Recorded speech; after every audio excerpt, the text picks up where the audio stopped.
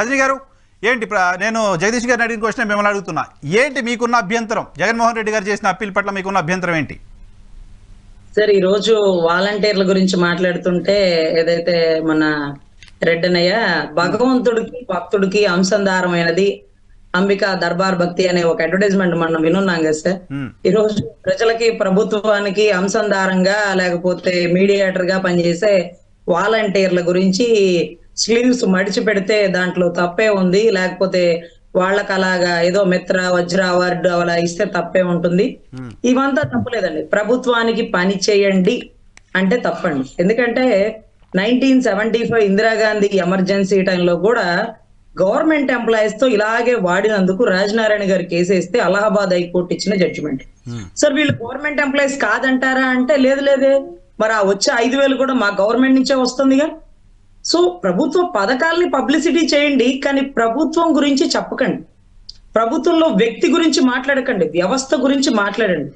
So ఖచ్చితంగా ఈ పథకాలు జగనన్న ఆసరా వచ్చిందమ్మా, జగనన్న విద్యా దీవెన వచ్చిందా, జగనన్న వేలు ముద్రేస్తే మనకి పెన్షన్ వస్తుందా, జగనన్న పులివెందులో ఆస్తులేం తీసుకురావట్లే, ఇంకొక ఆయన హెరిటేజ్ లో ఆస్తులేం తీసుకురాడు, ఇంకొక ఆయన భీమవరంలో ఇంకోటి ఏం తీసుకురాడు. ఎవరు వచ్చినా ప్రభుత్వ ఖజానాలోంచే వచ్చినప్పుడు వాళ్ళు ఇచ్చిన పథకాలని పబ్లిసిటీ చేయాలేమో గానీ పథకాలు మీకు అందట్లేదా, ఇది మీరు అప్లై చేయండి మీకు వస్తుంది, మీకు ఎలిజిబిలిటీ ఉందని చెప్పాలే గానీ అధినాయకుడికి ఓటేయమ్మా, ఇంకొక ఛాన్స్ ఇవ్వండి అమ్మా.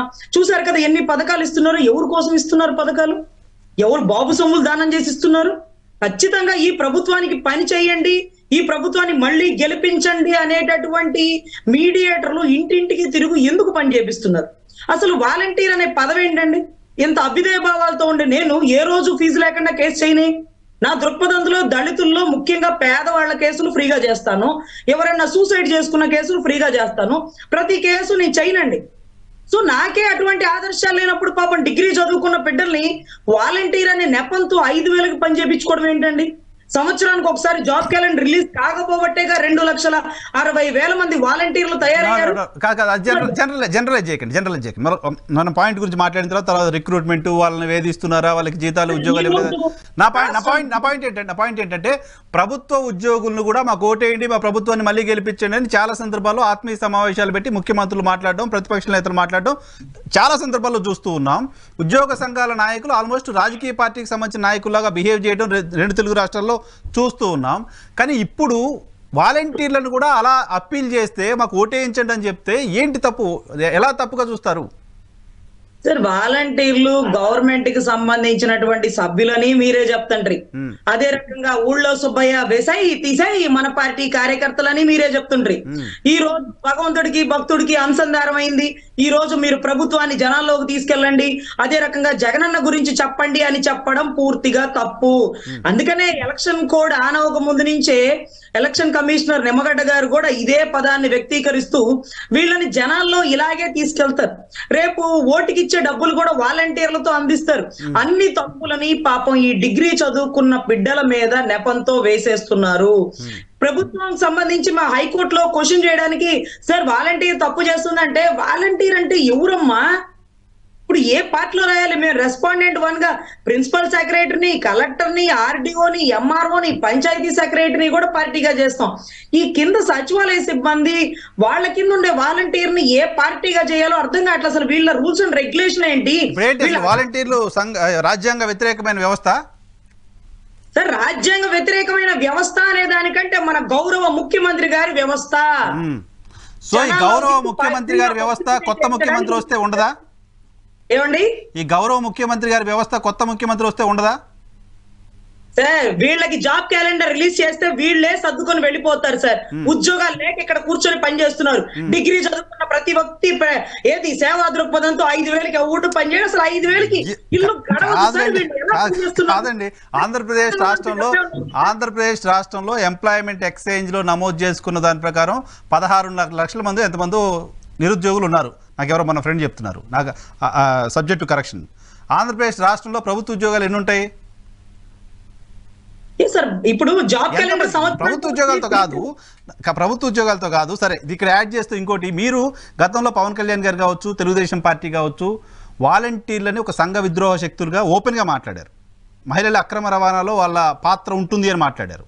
చంద్రబాబు నాయుడు గారు అయితే ఒక అడుగు ముందుకేసి ఇంట్లో మగాళ్ళు లేని టైంలో వచ్చి డోర్లు కొడుతున్నారని కూడా ఓపెన్గానే మాట్లాడారు, సమర్థించుకున్నారు కూడా దాన్ని. సో అంత నెగిటివ్గా గ్రామాల్లో విలేజ్లో తిరుగుతున్న వాలంటీర్లు వైసీపీకి ప్రచారానికి అంబాసిడర్లుగా ఉంటే మీకు అడ్వాంటేజ్ కదా రాజకీయంగా.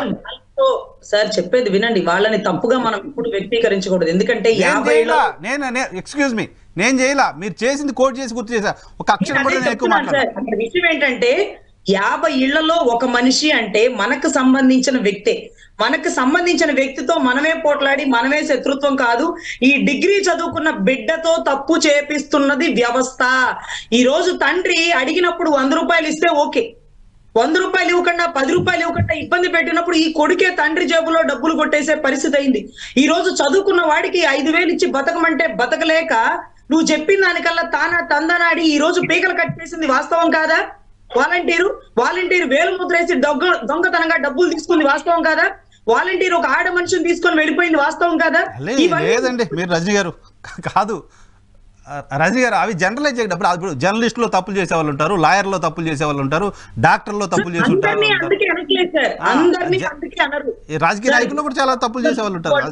జనరలైజ్ చేయకండి, నేను వ్యవస్థ గురించి మాట్లాడదాం మనం ప్లీజ్. పర్సనల్ గా ఎవరికొనే బలహీనతలు వాళ్ళు తప్పులు చేస్తుంటారు, అది ఓకే. నా పాయింట్ ఏంటంటే వాలంటీర్లు అంతా సంఘ విద్రోహ శక్తులాగా ఉండిపోయారు. వాళ్ళు 5,000కో 10,000కో డబ్బులు తీసుకొని తాగి ఇంట్లో ఊర్లో ఏదో న్యూసెన్స్ చేస్తున్నారు, వాళ్ళ వల్ల సోషల్ ప్రాబ్లమ్స్ వస్తున్నాయని చెప్తూ ఉన్న క్రమంలో వాళ్ళు వైసీపీకి బ్రాండ్ అంబాసిడర్లు అయితే మీకు పొలిటికల్గా లాభం కదా అనేది నా పాయింట్. సార్ ఈ రోజు వాళ్ళని ఎలక్షన్ కి వాడకూడదు అంటే వాళ్ళకి ముందు నుంచి ఆయన ఏది బిల్డ్ చేశాడంటే ఎలక్షన్ టైంలో మిమ్మల్ని వాడతాను, అడ్డదిడ్డంగా మనం డబ్బు సంపాదించుకోవచ్చు అని పాపం వాళ్ళతో చెప్పి ఉన్న నెపంతో ఈ రోజు ఎలక్షన్ లో పక్కన పడేస్తే ఈ రోజు వాళ్ళకి జాబ్ క్యాలెండర్ రిలీజ్ చేయక సరైన ఉద్యోగం లేక 5,000తో బతకలేక ఈ టైంలో వాళ్ళే ఎలక్షన్ కి ప్రతిపక్షాలకి వాళ్లే ఆసరాగా అవుతారు. మీరు అన్నట్టుగా వాళ్ళు మనకు ఉపయోగపడతారు. ఈ రోజు అనవసరంగా ఇక్కడ మేము 5,000కి పని చేస్తున్నామమ్మా, ఈ రోజు మీ ప్రభుత్వం వచ్చాక జాబ్ క్యాలెండర్ ఇచ్చేసి మంచి ఉద్యోగాలు ఇప్పించండి, ఇక్కడ 5,000కి వాళ్ళు ఇచ్చే పై డబ్బుల కోసం మేము తప్పులు చేయలేక అదే రకంగా దొంగ ఓట్లు చేరికలు తీరికలు మా పాత్ర కీలకం అయిపోయింది అంటున్నారు. ఈ రోజు వ్యక్తులను ఎప్పుడు మనం తప్పు పట్టమండి. కొందరు మంచి వాళ్ళు ఉంటారు, కొందరు చెడ్డ వాళ్ళు ఉంటారు. ఈ రోజు ఎవరి వీక్ పాయింట్ అని వాళ్ళని గ్రాప్ చేసుకుని వాళ్ళ ద్వారా 30,000 మంది పైచులకు ఆడబిడ్డలు తప్పిపోయారనేది వాస్తవం. దాంట్లో వాలంటీర్లను ఎప్పుడు తప్పు పట్టలేదండి మా అధినాయకుడు. ఇంకా ఆయన చెప్పాడు, మన పార్టీ ప్రభుత్వం వచ్చాక మీ ఏదైతే గౌరవ వేతనం పెంచుతానమ్మా, మిమ్మల్ని ఎప్పుడు నేను తప్పుగా చూడను, మీ ఉద్యోగాలు నేను గౌరవిస్తా, కానీ మీ చేత తప్పు చేపిస్తున్న వ్యవస్థది తప్పు, వ్యక్తుల గురించి నేను మాట్లాడను అంటూ కూడా ఎన్నో రకాల స్టేట్మెంట్ ఇచ్చారు. అయినా కూడా వాలంటీర్ల పైన నేను న్యాయ పోరాటం చేస్తా, వ్యవస్థ వద్దు అని పవన్ కళ్యాణ్ గారు చెప్పారు ఆన్ రికార్డ్. వాలంటీర్లు మహిళల అక్రమ రవాణాకి కారణమవుతున్నారు, కేంద్ర ఇంటెలిజెన్స్ డిపార్ట్మెంట్ కేంద్ర నిఘా వర్గాలు నాకు ఈ విషయం చెప్పి ఆంధ్రప్రదేశ్ ప్రజలకు చెప్పమని చెప్పారు ఆన్ రికార్డ్.